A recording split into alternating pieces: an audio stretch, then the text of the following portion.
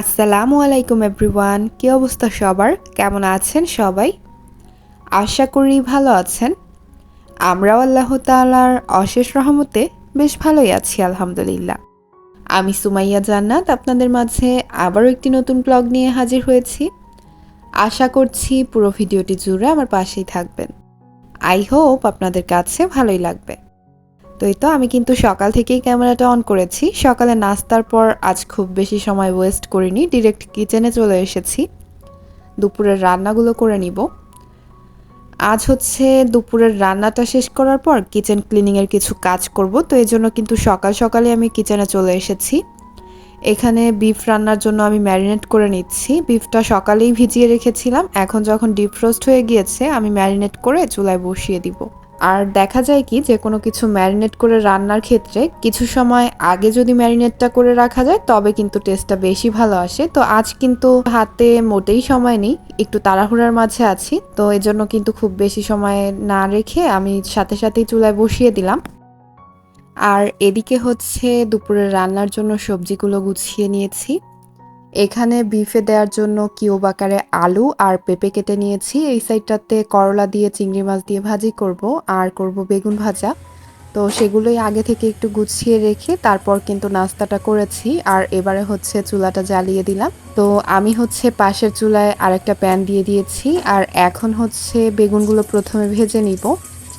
আজ যেহেতু একটু তাড়ার মাঝে আছি, তো আমি কিন্তু খুব বেশি ডিফিকাল্ট রান্না বান্নায় যাইনি, একদমই সিম্পলের মাঝে করে নিচ্ছি। দেখা যায় যে দিনগুলোতে কাজের প্রেশার একটু বেশি থাকে, আমি কিন্তু এভাবেই একটু এদিক সেদিক করে নেই আর কি। দেখা যায় একদিক সামলাতে গেলে আরেক দিক থেমে যায়। তো এজন্যই কিন্তু যেই দিনগুলোতে কাজের প্রেশার একটু বেশি থাকে সেই দিনগুলোতে রান্নার দিকটা একটু সিম্পলের মাঝে রাখার চেষ্টা করি। আর এদিকে হচ্ছে কিছু বাজার নিয়ে এসেছিল, সেগুলোই আমি রান্নার ফাঁকে ফাঁকে একটু গুছিয়ে রাখছি। বেশ কিছু আলু, পেঁয়াজ এগুলো আনা হয়েছিল, তো সেগুলো এখন একটু বাস্কেটের মাঝে গুছিয়ে রাখলাম। আর এদিকে কিন্তু বেগুন ভাজাটা হয়ে গিয়েছে, তো আমি সেগুলো একটু নেড়ে চেড়ে উল্টে পাল্টে দেন উঠিয়ে নিচ্ছি। বেগুন ভাজাগুলো উঠিয়ে রেখে দেন সেই সেম প্যানের মাঝে আমি তেল দিয়ে দিলাম। এখন হচ্ছে করলাটা ভাজি করব, তো এর জন্য প্রথমে চিংড়ি মাছগুলোকে একটু তেলের মাঝে ভেজে নিচ্ছি। একদমই গুঁড়া চিংড়ি দিয়ে আজকে করলা ভাজিটা করব, আর এই চিংড়ি দিয়ে করলা ভাজিটা কিন্তু খেতে বেশ মজার হয়। আমার বাসায় দেখা যায় এই ভাজিটা করলে ভাগেই পাওয়া যায় না সেরকমভাবে, সবাই অনেক বেশি পছন্দ করে। আর দেখা যায় কি একই জিনিস রোজ রোজ একইভাবে কিন্তু ভালো লাগে না, মাঝে মাঝে একটু ভিন্নতা আনলে কিন্তু খেতে ভালো লাগে, টেস্টেও একটা ভেরিয়েশন আসে। তো আমি কিন্তু ট্রাই করি এক এক দিন এক একভাবে করার। আর এদিকে গরুর মাংসটা কষিয়ে নিচ্ছি, একটু পরপর নেড়ে চেড়ে দিচ্ছি যাতে নিচে লেগে না যায়। আর আজ কিন্তু দুই চুলাতেই মোটামুটি রান্নাটা করতে পারছি, গ্যাস ভালোই আছে। আর এই সৌভাগ্যটা কিন্তু খুব কম সময়েই হয়, আজ যেহেতু ছুটির দিন তো ছিল, পরে কিন্তু আবার কমে গিয়েছিল। রান্নাটা হতে হতে শেষের দিকে এসে দেখলাম গ্যাসটা কমে গিয়েছে। তো এই যে এখানে হচ্ছে আমার রান্না বান্নাগুলো কিন্তু হয়ে গিয়েছে, আমি এগুলো সব সরিয়ে নিচ্ছি। আর আমার চুলাটার অবস্থা দেখেন কি নাজেহাল।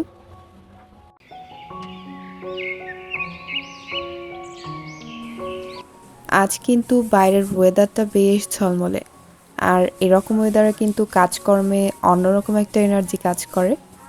তো আমি কিন্তু আল্লাহর নাম নিয়ে কিচেন ক্লিনিংয়ের কাজ শুরু করে দিয়েছি। আসলে আমার কিচেনটা কিন্তু সেরকমভাবে অত বেশি নোংরা কখনোই হয় না, কারণ আমি দেখা যায় রোজ যখন রান্না করি হালকা তেল চিটচিটে হয়, তখন কিন্তু সাথেটা সাথেই ক্লিন করে ফেলার চেষ্টা করি। এতে করে দেখা যায় ৫ মিনিটের মতো সময় লাগে। আর এজন্য কিন্তু খুব বেশি এফোর্ট দিয়ে আমার কিচেনটা কখনোই ডিপ ক্লিন করতে হয় না, খুব হালকাভাবে ক্লিন করে নিলেই জিনিসগুলো ঝকঝকে হয়ে যায়। তো এই যে দেখতেই পাচ্ছেন আমার জানালাটা কিন্তু মোটামুটি ক্লিনই ছিল, আমি জাস্ট আরেকটু মুছে নিলাম, এতে করে কিন্তু খুব বেশি সময়ও লাগলো না আর জিনিসটা পরিষ্কারও হয়ে গেল। তো আমি হচ্ছে প্রথমে জানালাটা দিয়ে শুরু করেছি, কারণ জানালাটা আমার চুলাটার ঠিক উপরে। প্রথমে যদি চুলাটা ক্লিন করি তাহলে কিন্তু আবার জানালা ক্লিন করার সময় কম বেশি ময়লা পড়বে। তো এজন্য প্রথমে জানালাটা ক্লিন করে মুছে রেখে দেন আমি চুলার পোস্টানে চলে এসেছি। আর আজ কিন্তু আমার চুলাটা পুরাই নতুন বানিয়ে ফেলবো, একটু পরেই দেখতে পাবেন। তো প্রথমে হচ্ছে চুলার আশেপাশের দেয়ালগুলো মুছে ক্লিন করে নিয়ে দেন আমি চুলাটায় হাত দিব। আর এবারে হচ্ছে ম্যাজিকের মাধ্যমে আমার চুলার রূপটা আমি চেঞ্জ করে নিচ্ছি। আসলে সেরকম কিছুই না। চুলাটা আনার পর চুলার উপরে একটা পাতলা পলিথিনের আবরণ ছিল, সেটা সহই আমি এতদিন রান্না করেছি। আসলে আনার পর দেখতে ভালোই লাগছিল ওইরকম কালারটা। তো মনে হলো কিছুদিন ওভাবে রান্না করি, পরে সময় সুযোগ করে উঠিয়ে নিব। তো আজ উঠাই কাল উঠাই করতে, করতে কিন্তু বেশ কিছুদিন ধরে এভাবেই রান্না করেছি। তো এখন কিন্তু না উঠালেই না, দেখতে একদম বিশ্রী লাগছে। আসলে আশেপাশের কাগজগুলো একটু কালো, কালো হয়ে গিয়েছে তো তাই। তো এখন হচ্ছে মোটামুটি উঠিয়ে নিয়েছি আর এবারে হচ্ছে ঘষা মাজার পালা।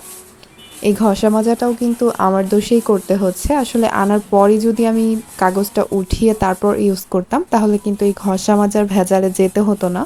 তো আমি যেহেতু পাকনামি করে কাগজটা সহই কয়েকদিন রান্না করেছি, এজন্য কিন্তু কাগজটা গলে চুলার আশেপাশে লেগে গিয়েছে আর ওঠাতে কিন্তু আমাকে বেশ ধকল পোহাতে হয়েছে।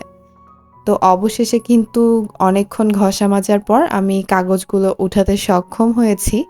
এবারে হচ্ছে একটা ভেজা টাওয়ালের মাধ্যমে আমি চুলাটা ভালোভাবে ক্লিন করে মুছে নিচ্ছি। আমি কিন্তু আগেও এই সেম চুলাতেই রান্না করতাম। আমার চুলাটা একটু রিপেয়ার করতে হবে। তো সেটা খোলার পর এই এক্সট্রা চুলা হচ্ছে বাসায় আনা ছিল। আমাদের বাসায় যেহেতু কনস্ট্রাকশনের কাজ চলছে, উপরতলায় ফ্ল্যাটগুলোর জন্য চুলা আনা আছে বাসায়। তো সেখান থেকে কিন্তু আমি একটা চুলা আমার এখানে সেট করে নিয়েছি। তো এই তো আমি হচ্ছে চুলাটাকে মেজে ঘষে একদম চকচকে ঝকঝকে বানিয়ে ফেলেছি। আসলে এই চুলাগুলাই এরকম, খুব বেশি মেইনটেনেন্সের প্রয়োজন হয় না। দেখা যায় পুরাতন চুলা হলেও একটু ঘষে মেজে নিলে আবার কিন্তু নতুনের মতো চকচকে হয়ে যায়। আর এবারে একটা টিপস শেয়ার করি আপনাদের সাথে।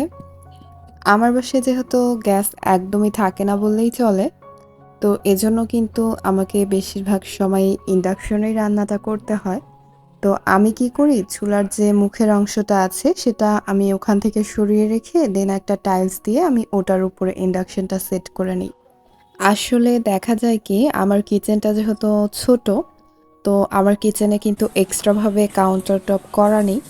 অপর সাইডে সিঙ্ক এরিয়ায় ছোট্ট একটু কাউন্টার টপ আছে, তবে সেটা কিন্তু অনেক বেশি ইউজ হয়। তো সেখানে আসলে রাখা পসিবল না, এই জন্য কিন্তু আমি এই পদ্ধতিটাই করে থাকি। যাদের এক্সট্রাভাবে কিচেনে কাউন্টার টপ করা নেই তারা কিন্তু এভাবে রান্না করতে পারেন। আমি যখন রাইস কুকারে কোনো কিছু রান্না করি তখন কিন্তু এভাবেই এই টাইলসটার উপর রাইস কুকারটা রেখে নিই। এতে করে একটা সুবিধাও আছে, দেখা যায় চুলার আশেপাশটাই নোংরা হয়। না হলে তো দেখা যায় এক সাইডে চুলায় রান্না করলে চুলার আশেপাশের টাইলসগুলা নোংরা হয়। অপর সাইডে আবার যদি ইন্ডাকশনটা রাখা হয় তখন আবার ওই সাইডটাও নোংরা হয়। তো ২ সাইড ক্লিন করতে গেলে কিন্তু অনেকটা সময় ওয়েস্ট হয়ে যায়। তার চেয়ে বরং আমি এভাবেই রান্না করি। রান্না শেষে জাস্ট একটা দেয়াল একটু ক্লিন করে নিলেই এনাফ। কথা বলতে, বলতে কিন্তু আমি বেশ অনেকগুলো কাজ গুছিয়ে নিয়েছি। চুলার পাশের যে বিশাল দেয়ালটা সেটা মুছে ক্লিন করে দেন আমার রেগুলার ইউজের যে প্যানগুলো রয়েছে সেগুলো আবার জায়গা মতো রেখে দিয়ে এবারে কাউন্টার টপের সাইডের যে দেয়ালটা সেটাও একটু মুছে ক্লিন করে নিলাম। আর সিঙ্ক এরিয়াটায় আজ আর হাত দিব না। এই জায়গাটা মোটামুটি অর্গানাইজই আছে। কয়েকদিন আগেই আমি এই জায়গাটা ক্লিন করেছিলাম। আর উপরের দিকে যে ক্যাবিনেটগুলো আছে সেগুলা কিন্তু একটু নোংরা হয়েছে আর ভেতরের অবস্থাও খুব বেশি ভালো না। এলোমেলো হয়ে আছে। কিন্তু সেগুলাতেও আজ আর হাত দিচ্ছি না। এমনিতেই অনেকটা বেলা হয়ে গিয়েছে। গতকাল রাতে কিছু বাজার নিয়ে এসেছিল, সেগুলাও কিন্তু গুছিয়ে রাখা হয়নি। সেগুলো আগে গুছিয়ে নিব। আর উপরের যে ক্যাবিনেটগুলা সেগুলা অন্য একদিন ক্লিন করে নিব। আসলে আমি কিন্তু প্রথমেই বলেছিলাম আমি কখনোই একদিনে একসাথে পুরো কিচেনটা ক্লিন করি না। একা হাতেই যেহেতু কাজগুলো করতে হয়, দেখা যায় রান্নার ফাঁকে, ফাঁকে একটু, একটু করে গুছিয়ে ফেলি। আর রোজ যদি একটু, একটু করে ক্লিন করা হয়, যখন যেই পোরশনটায় ময়লা চোখে পড়ে সাথে, সাথেই ক্লিন করা হয়, তাহলে কিন্তু কিচেনটা অত বেশি নোংরাও হয় না আর সবসময় অর্গানাইজও থাকে। তো এই যে এখানে কিন্তু বেশ কিছু বাজার নিয়ে এসেছে সোহার জন্য, নুডলস, বিস্কুট, পাস্তা, হরলিক্স, গুঁড়া দুধ। আর এদিকে হচ্ছে আদা, রসুন, জিরা আটা, গরম মসলা, বেশ অনেকগুলাই বাজার। আসলে মাসের শুরুর দিকে তো অনেক কিছুই আনা হয়েছে একসাথে। সব কিছুই এখন গুছিয়ে নিব। আর সিঙ্ক এরিয়া আর হচ্ছে উপরের ক্যাবিনেটগুলো অন্য একদিন যখন গুছাই তখন ইনশাল্লাহ শেয়ার করব আপনাদের সাথে। আগে হচ্ছে এগুলা গুছিয়ে নেই। এমনিতেই অনেকটা বেলা হয়ে গিয়েছে। আর ক্যাবিনেটগুলো কিন্তু আজকে গোছানোর ইচ্ছা ছিল। ভেবেছিলাম বাজারগুলো গুছিয়ে দেন আমি ক্যাবিনেটের সবকিছু নামিয়ে একটু ক্লিন করে তারপর বাজারগুলো অর্গানাইজ করে রাখবো। বাট যেহেতু ছুটির দিন ছিল, আম্মু বারবার ফোন দিচ্ছিল আম্মুর বাসায় যাওয়ার জন্য। এজন্য কিন্তু আমাকে মাঝপথেই কাজগুলো স্থগিত করতে হয়েছে। তো আমি হচ্ছে বাজার সদাই সব গুছিয়ে নিচ্ছি। এখন হচ্ছে ছোট, ছোট যে জারগুলো আছে সেগুলো একটু রিফিল করে নিব। আর রিফিল করার কথা আর কি বলবো? আসলে আমি ভেবেছি যে আমি ভিডিওটা অন করেছি। পরবর্তীতে দেখতে পেলাম জার তো সব রিফিল করা শেষ, বাট আমি ভিডিওটাই চালু করিনি। কি একটা বিরক্তিকর ব্যাপার বলেন? আসলে কাজকর্ম করতে, করতে মাথা আউলে গিয়েছে। তো যাই হোক আমি হচ্ছে ছোট জারগুলো রিফিল করে নিয়েছি। আর যে বাদবাকি বাজারগুলো ছিল সেগুলা বড় একটা কন্টেইনারে রেখে দিয়েছি। পরবর্তীতে রিফিল করে নিব।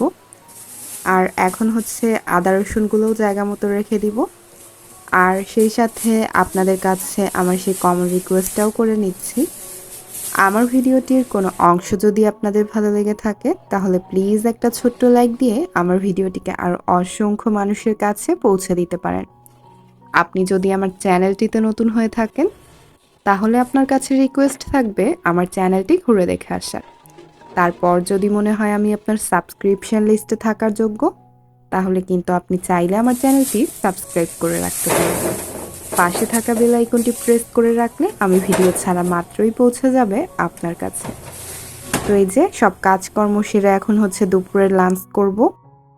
গরুর মাংস রান্না করেছিলাম, আম্মু আবার চিকেন খিচুড়ি রান্না করে পাঠিয়েছে। ব্যাটে বলে মিলে গিয়েছে বলেন। তো লাঞ্চ করি আর সেই সাথে আপনাদের কাছে বিদায়ও চেয়ে নিচ্ছি। সবাই ভালো থাকবেন, সুস্থ থাকবেন। আল্লাহ হাফেজ। আসসালামু আলাইকুম।